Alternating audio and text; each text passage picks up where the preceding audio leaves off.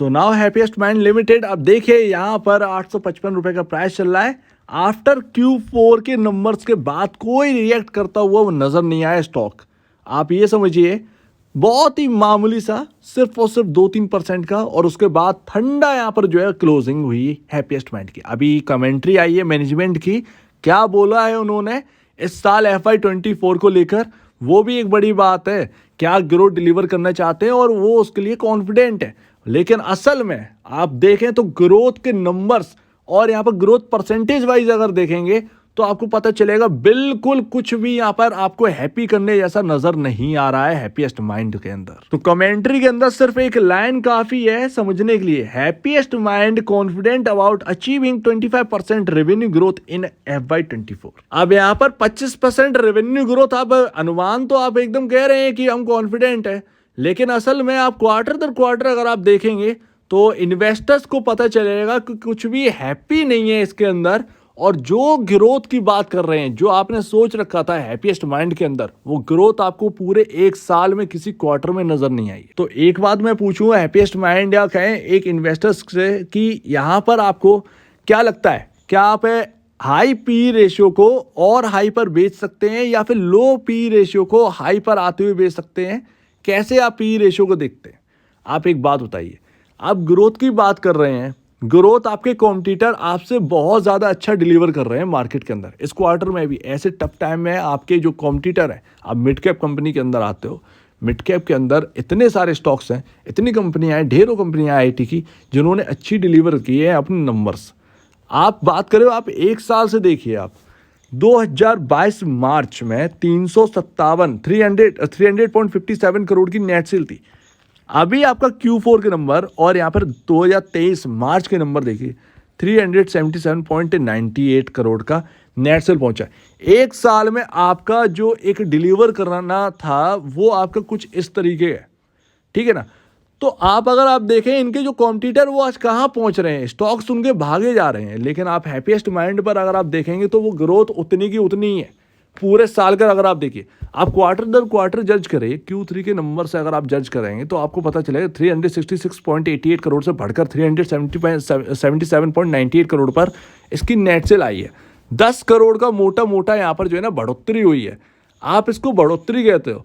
आपके कॉम्पिटिटर यहाँ पर जो है ना 15% का मिड कैप के अंदर 10 से 15% का डिलीवर कर रहे हैं ग्रोथ पर क्वार्टर। क्वार्टर दर क्वार्टर यहाँ पर इस बार ना जज करे जा रहे हैं, क्योंकि स्लो डाउन जो है ना वो Q3 से स्टार्ट हुआ है। तो हम Q3 से कंपेयर करेंगे क्वार्टर दर क्वार्टर, तो आपको समझ में आया कि बिजनेस का ग्रोथ कैसा है, बिजनेस कैसा चल रहा है कुल मिलाकर। और ऐसे में लोग एक्सपेक्ट करते हैं कि हैप्पीएस्ट माइंड आपको हैप्पी कर देगा और यहाँ से 3 गुना 4 गुना स्टॉक हो जाएगा। ऑलरेडी उसका पी रेशियो 55 पर है। आप क्या बात करते हो? आप अगर ऐसे नंबर देखेंगे, वो पी रेशियो का जरा सा हल्का होना भी नहीं पड़ा इस बार, आप समझ रहे ना। तो वो 55 का पी रेशियो कब था और वो अभी भी है। सो आप ऐसे में क्या देखते हैं, आपका स्टॉक जो है ना वो इस वक्त यहाँ पर जो है ना मार्केट के अंदर ऑलरेडी बहुत महंगा है पी रेशियो के हिसाब से। इससे बढ़िया मैं फिर विप्रो खरीद लूंगा जाकर, क्यों ना मैं विप्रो खरीद लूँ। तो ये सारी बातें आ जाती हैं। और 3.03% की क्वार्टर दर क्वार्टर हमको ग्रोथ देखने मिली है, लेकिन ग्रोथ के नंबर्स अगर आप देखें, ग्रोथ परसेंटेज वाइज देखें, हर क्वार्टर में टूटा है ग्रोथ।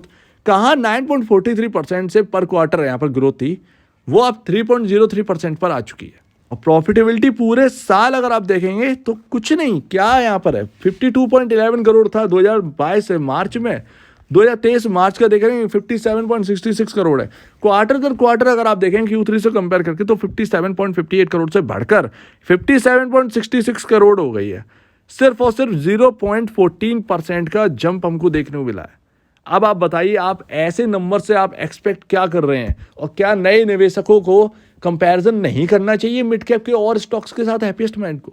ये सारी बातें आ जाती हैं भैया। लेकिन आप ये मत सोचिएगा कि हम लोग बहुत ज़्यादा नेगेटिव बात करें, ऐसा कुछ भी नहीं है। ये नेगेटिव बात नहीं, कंपनी अलग है, कंपनी अच्छी है, नो डाउट, बट स्टॉक इस वक्त महंगे वैल्यूएशन पर है, ये समझना ज़रूरी है।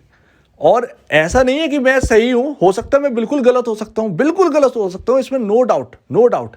अगर आपको लगता है गलत हूं तो प्लीज कमेंट सेक्शन में बता दीजिएगा, उस बारे में मैं उसको पढ़ूंगा।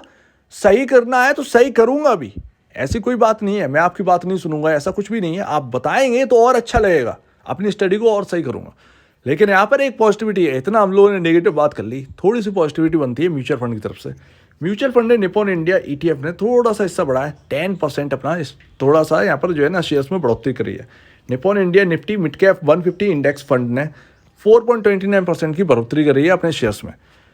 और सबसे ज़्यादा पैसा लगाए HSBC स्मॉल कैप फंड, और उसका कुछ भी बढ़ोतरी नहीं है, जैसे शेयर्स पहले थे वैसे ही अभी है। तो मोटा मोटा बात यह है कि आपके मार्केट के अंदर 12,677 करोड़ की वैल्यूएशन है स्टॉक की, कहीं कंपनी की, राइट। अब आप ये देखिएगा, अगर ये अच्छे नंबर डिलीवर नहीं करेंगे तो वो पी रेशियो डाउन कैसे आएगा? क्या स्टॉक गिरेगा? आप ये सोचिए, स्टॉक गिरेगा तो आपको नुकसान होगा। तो पी रेशियो अगर तभी नीचे आ सकता है जब सही तरीके से नंबर्स आए, वो नंबर्स इतना जस्टिफाई करें और वो पी रेशियो 55 का 45 रह जाए और नेक्स्ट क्वार्टर में आए तो वो 45 का 35 रह जाए, तब यहाँ पर कुछ काम बन पाएगा।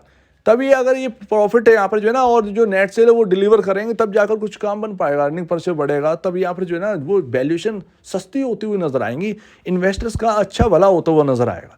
अदरवाइज अगर ऐसे परफॉर्मेंस रहेगी तो फिर यहाँ पर क्या मिलेगा? एक सबसे बड़ी बात है। तो मेरा कहना यही है, सबसे बढ़िया यही है कि यहाँ पर जो नया निवेशक है, जो निवेश करना चाहता है हैप्पीएस्ट माइंड में, वो कुछ ना करे, थोड़ा सा टाइम निकाले, मिड कैप के अंदर जो स्टॉक्स हैं मार्केट के अंदर, जो टेक्नोलॉजी स्टॉक्स हैं, आप उनको कंपेयर करिए हैप्पीएस्ट माइंड से, उसको स्टडी करिए।